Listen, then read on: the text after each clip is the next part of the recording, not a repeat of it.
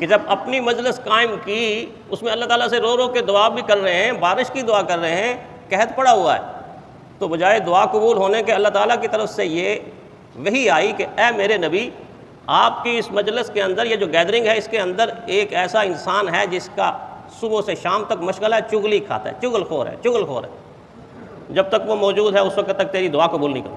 اپنے حسد کا آپ اندازہ لگائیں۔ تو اللہ کے نبی نے عرض کیا، اللہ کون شخص ہے، یعنی آپ بتائیں تو میں اس کو کہوں کہ آپ باہر تشریف لے جائیں، آپ اٹھ جائیں یہاں سے۔ اللہ تعالیٰ نے فرمایا، میں اس کے عیب کی خبر آپ کو دے رہا ہوں، نام کی خبر نہیں دے سکتا۔ دیکھیں اللہ کتنا پردہ ڈالنے والے، ستار العیوب ہیں، بتا سکتے تھے، فرمایا نہیں، نام نہیں بتا سکتا۔ آپ ایسا کریں کہ ان سے پہلے توبہ کروائیں، وہ بھی توبہ کر لے گا، پھر آپ کی دعا قبول ہو جائے۔ نام نہیں بتایا، شرمندہ ہوگا۔ تو ایک چغل خور کی وجہ سے